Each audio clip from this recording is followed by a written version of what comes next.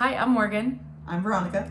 and we are on the board for the United Youth Movement nonprofit that empowers youth by creating pathways to careers, and with careers comes money. And that's what we were to talk about today. We just want to kind of give a little bit of insight to the finance world as we both work at a financial institution, a credit union in particular. And yeah, we just want to go over some things that you don't learn in school. They don't really teach you, or at least they didn't teach us when we were in school. Things could be changing now, but it's always nice to hear from the people who work with the money. So with that being said, we're going to dive right in. So first, we're going to talk about banking at a financial institution, choosing a place to bank with. There are credit unions and there are banks, and we both highly recommend that you that you bank with a credit union because typically, generally speaking, they're smaller. They are there for their members. They're not customers there. You're a member. You part own your account with the credit union, and so when you need help, they're more apt to help. They're more personable. Again, these are generalizations. You could maybe find somebody awesome at a bank. We're not saying that, but generally, we highly recommend if you haven't opened your account yet, because you will eventually want a bank account, to do so at a credit union. Yes, it's a very good starting point. It's where I had my first bank account at a bank, and it was great, loved it, but it wasn't personable at all. Then I got hired at the credit union, and I thought they were just being nice to me to be nice, but nobody in the branches knew me because I was in the contact center. But good people, good experience. The service and knowledge. Yes. They want to make sure that you know kind of what they're doing, and they're not just going to do it so you have to call again 5 minutes later. But yeah, with that being said, opening accounts, it's kind of where we're going to start. There are so many different accounts that you can open. Generally, all of the accounts is just going to start with a regular savings, your basic savings account. Very low, rates, dividend rates? Yeah. Annual rates. Very low rates on the savings accounts, but you could get like $0.01 a month. So, I mean, that can be fun. And that's across the board with all financial institutions right now. Dividend rates are very low. So, yes. Yeah. We won't dive into that though. No. But yes, so there are basic savings accounts, and then of course basic checking accounts, and then it stems from there. Got your money market accounts.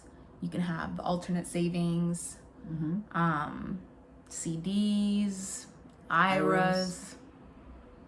There's a lot. And if you are under the age of 18, you can still have an account. We have at the financial institution that we work at, and at most financial institutions, they have minor accounts, to where if you are 14, I believe, some institutions at 14, you can have your own checking and savings account with an additional signer, which would be someone who is of age.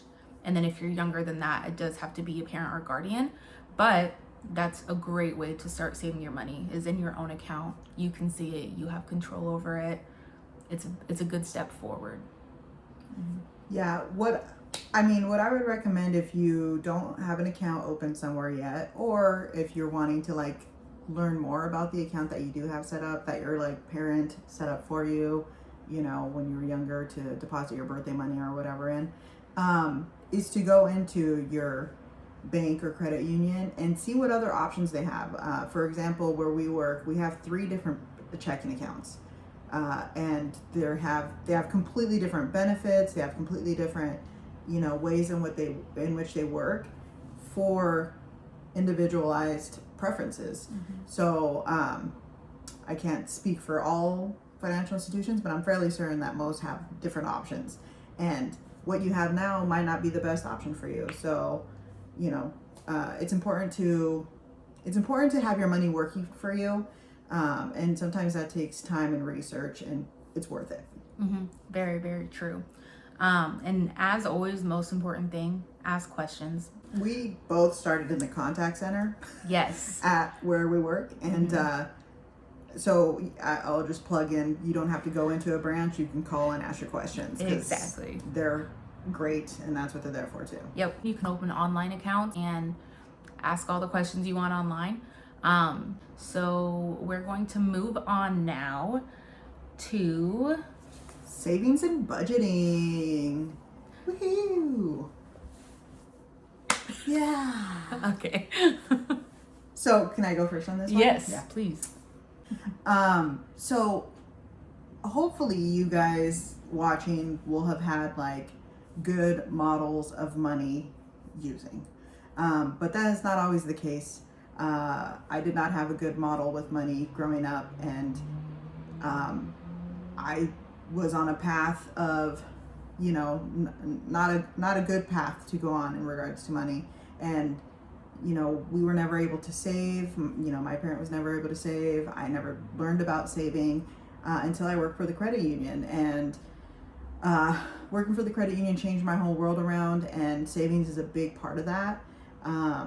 So highly recommend, as you get your first, second, third jobs, forever jobs, save a portion of your paycheck.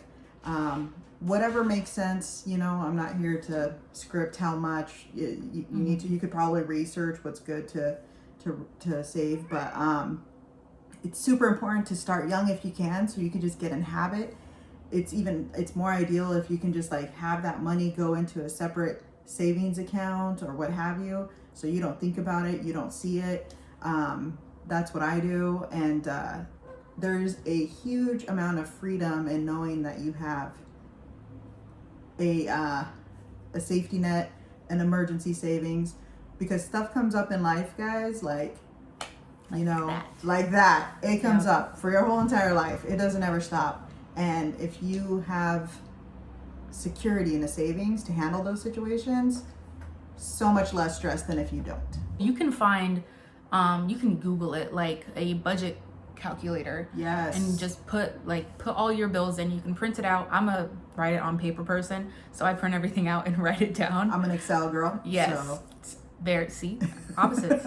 And write down what your rent is, your utilities, and you can see everything that adds up per month.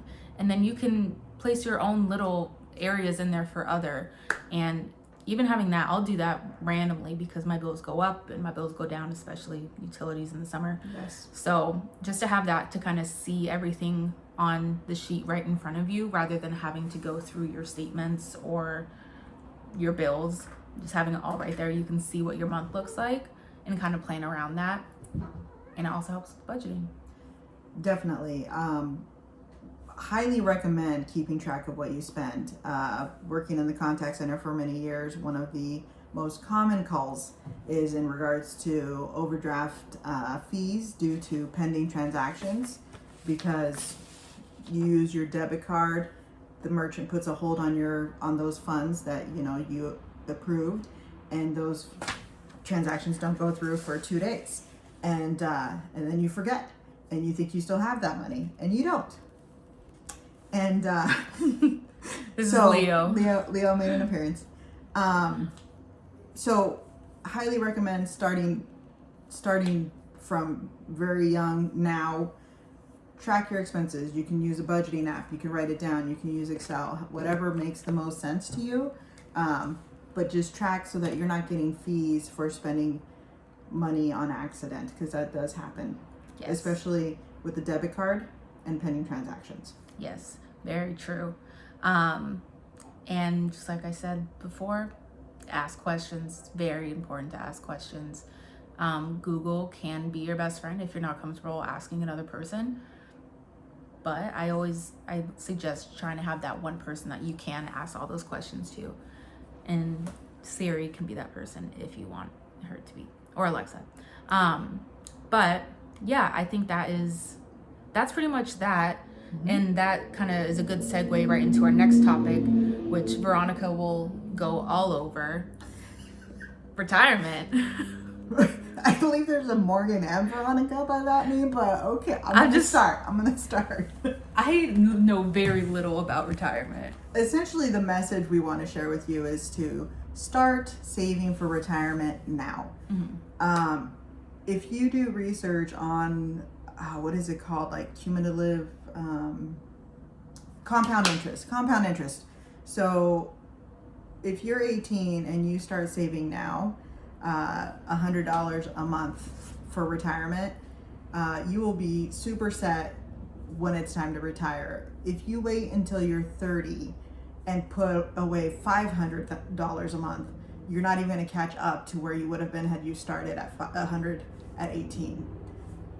That's how that works. I don't know the magic behind it, but it's legit.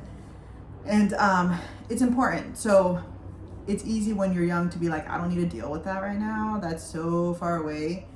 But I'm here to tell you, as a 40-year-old, I'm old. And I want to retire now, but there's no way in heck I can, right? But if I would have started saving at 18, I would have been a whole lot closer than what I am right now. So if you want to retire early, or if you want to retire very comfortably, start now. So you can open an IRA or a Roth IRA with like a investment company and start saving now if your employer doesn't offer a 401k or a retirement package. So you could start doing that now. And then once you get a job that offers retirement, 401k, those are the same things, but different words. Start putting into it. And if you leave a job for another job, roll it over. Don't withdraw it. Just keep it going. And for my own personal experience, what I do with my retirement is every year I get a yearly raise, right? And it's around 3%. And at the same time I'm going to get that raise, much like the savings, what I do is I increase my retirement 1%. So I end up getting a 2% raise for myself, but I never see that 3%. So it doesn't ever, it's never a reality. And I'm just increasing my retirement. So retirement is super, super important. Again, ask questions, do research, like just start, and don't ever cash it out once you start. So we cannot express the importance of retirement. Yes. Just start as soon as you can. Now we're gonna kind of dive into credit. I will preface this with, we are not credit advisors. We can't tell you what to do. We can try and answer questions. I'm saying we a lot for Veronica's portion. But yeah. She's scared I'm going to be overly confident in this area. I have zero confidence other than I get a notification when my credit score goes down, and it makes me really sad. But also I just bought a car, and so it makes sense. Credit, everyone. All right. So credit is something I'm passionate about. When I worked in the contact center, I took loan applications for 2 of those 4.5 years, maybe 2.5 of those years. And then I worked in the loan center, where we were just literally processing loans and booking loans all day long, giving out denials, giving out approvals, talking to lots of members about their credit reports. And yeah, so I'm passionate about this area. So excuse me if I get passionate, but yeah, we are not, advisors. So this is all my opinion from my experience of what I learned, but none of this is set in stone. Really, with credit, there is nothing set in stone. So, but there's good best practices, and there's things to not do. And so that's what I'm gonna go over with. So to start, credit is incredibly important. You may not know that yet, but it's important. It's going to come into play so much in your life as an adult.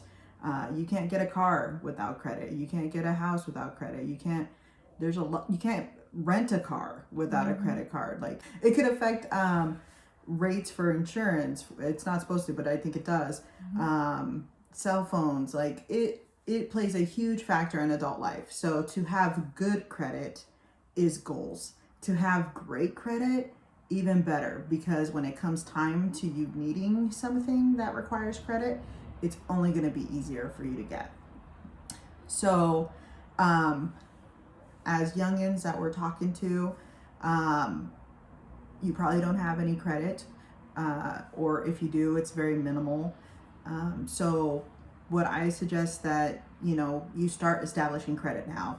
And to establish credit, start with a very small credit card. And start with the credit card from your financial institution. What I'm going to say very adamantly is, and you might disagree with me, but do not get credit cards from department stores. Oh, agreed. Interest rates are insane. They're insane. Minimum of 29.9%, which is insane, guys. So, and they're gonna ask you every time you go to a store. You probably have maybe already experienced that, and you just say no, thank you. Hard pass. Nope. No. So, and this is lifelong advice. So I suggest having 1 or 2 credit cards with financial institutions, not department stores. One to use and one as a backup that you don't use, type of a situation. So anyway, get a small credit card with your credit union. I think that we offer like a small credit card to start with. So I think most financial institutions do have probably a program for like first time credit people.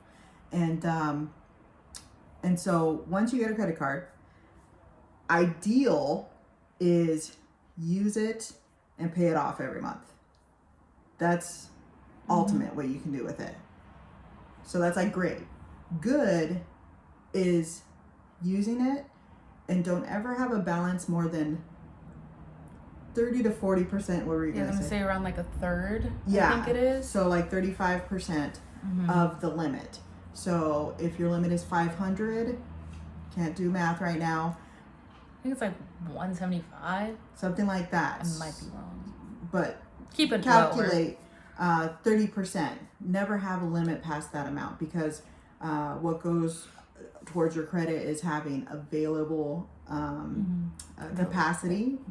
And also if you're maxed, that can negatively affect your credit score. Yep. Goals is to have a great credit score.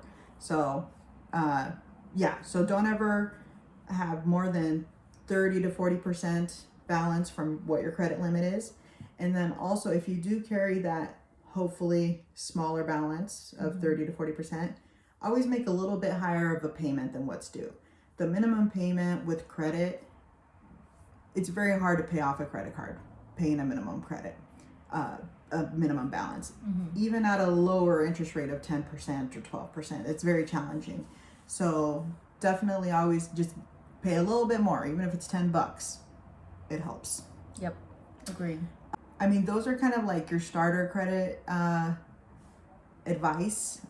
And if you follow that, it's really going to truly help you when it's time to get a loan for a car, or something a little bit bigger. Closing accounts does lower your credit score, but it is temporary, and you really do have to weigh out if it's worth, if you can essentially self-manage to not use that card, keep it open. Yes. If you know yourself and that's a challenge, close it. Your score will go down a little bit, but it will.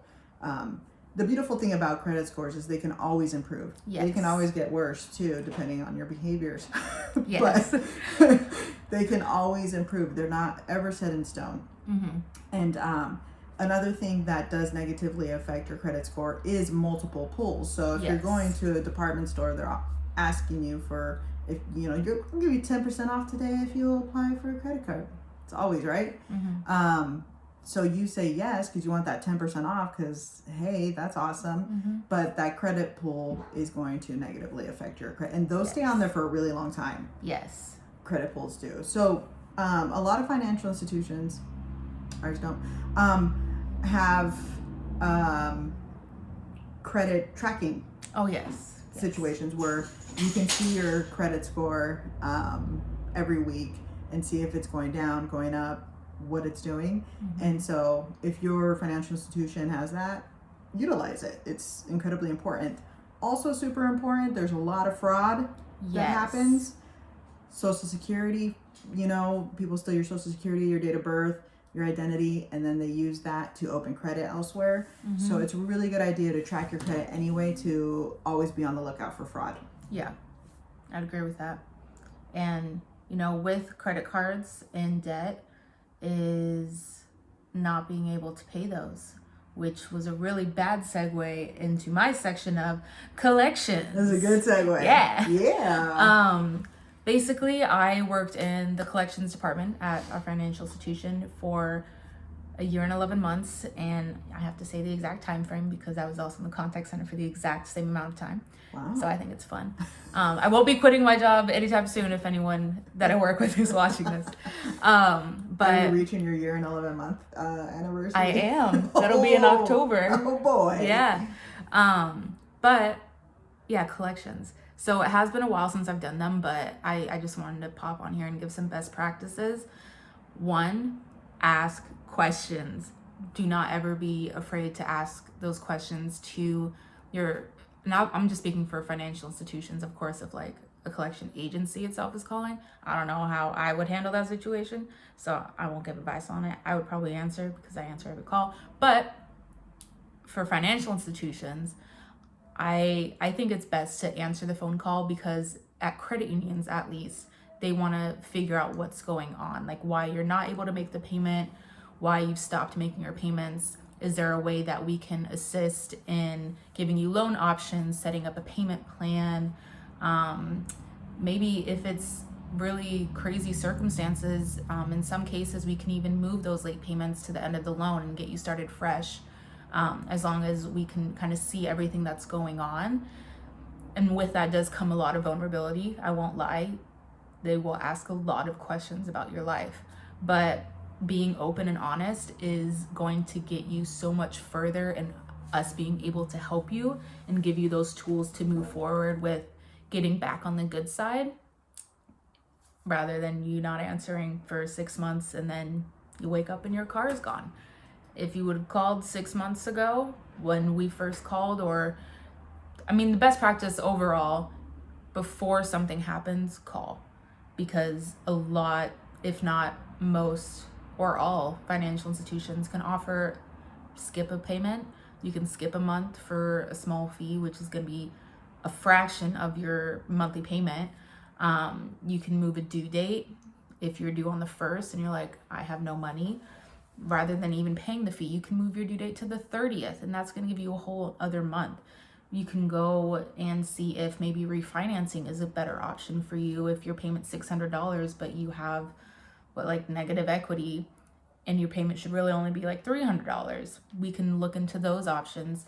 It's really just all about asking questions and being honest with what's going on. So I know when I used to make those phone calls, I would say, you're 15 days past due. Do you have an idea when you can make the payment? And then they'll say, no, I don't know. And I'm like, okay, well, what's going on? What can I do to help you to where we're not going to come after you in a sense? Because nobody wants that. It's not good for the credit union. It's not good for you. And so we just want to work together, figure out what's going on, and make everyone's life a little bit better if we can. And if you have gotten to that point of your account being charged off, or say like a repossession, still try and call your financial institution, your credit union, your bank, to still make arrangements, because that can even help you in the long run as well. Sometimes, I'm not promising this, sometimes you can get your car back, and sometimes with those arrangements on like a charge off, that can stop the credit effect. It's not going to take the credit off. So if you're charged off, it's not going to remove that off of your credit report, but it's going to show that you're making payments. So that reflects positively on your credit. I wouldn't, it's not going to increase your credit, but it's going to show that as a positive effect that you are making payments towards it. So, I mean, I'm passionate about our collections because of how we ran it, but it's very important to call before something happens, while something is happening, and after something happens. Amen and testify. That is it. Communicate. Best case scenario, this stuff doesn't ever happen, but real life is stuff happens. Yep. And so when stuff happens, like, be with the financial institution who's going to be there for you. Again, that's why we recommend credit unions, because they tend to be more so. Yeah. And reach out for help always. Yeah. You would rather be the person asking for help than be the person asking for mercy. So Amen. I just made that up. That was on the good. slide. Thank you. That was I was good. trying to figure out how to say it. I loved it. But you know, the moral of this whole financial institution story is to ask those questions, be comfortable in what you want to know and what you want to do, and being able to say no if someone is offering you a credit card and you don't want to, say no. Even if you, Go ahead. I was gonna say, even if you like know you should get it, if you don't want it, don't get it. Yeah, and along that line, that because this has to do with finances too. There are a lot of scams out there. Yes. Lots of scams. So here's what I'm gonna say: if it sounds too good to be true, it is. Very, very true. 100% of the time. Yes. So. Yes. But yeah, make sure all your information is updated and that you just ask those questions. Just keep asking. You can reach out to myself or Veronica. Our information is on the website, which I will link here. And also, here's our email addresses. And any final words or anything? Yeah, one final thought is just, again, both of us have worked in the contact center at a financial institution, and that's literally your job. She worked in a collections department. I worked in a loan department where I was, again, giving out denials and approvals. So there's never anything to be embarrassed about, because literally, like, we don't know you. They don't know you. And they're speaking with hundreds of people a day, and they're to help each and every one of them. And there's zero skin, you know, there's zero judgment, because there's no need for it. They're there to help. And that's really like, you know, how they function. It's how we function when we work there. So yeah, when we say ask questions, we're serious. And you're not alone. Yes. Because the question that you had, someone just got 5 minutes ago, and someone else just got that 2 minutes ago, and someone else just got that. Hundreds of the same questions come in a day. Yes. And hundreds of people say it's a stupid question, but everyone has the same question. It's not the stupid question. Exactly. So yeah. So yeah, ask us questions if you have any. If you'd like to hear about anything else or more of any of these topics, let us know. In my personal experience, I was never taught any of this. I learned it all when I was 26 and started at a credit union. So we're just here to hopefully give you a leg up if you haven't learned this stuff yet either from your family. Yep. And I'm the same way. Kind of taught myself as I got hired, started out at 20 years old. And I'm only 25. I am still learning a lot, and I have a lot of questions. And so, ask those questions, get comfortable in what you want to know, and reach out if you want to hear anything else from us. We're here to help. With that being said, I'm Morgan. And Veronica. And we are here to help.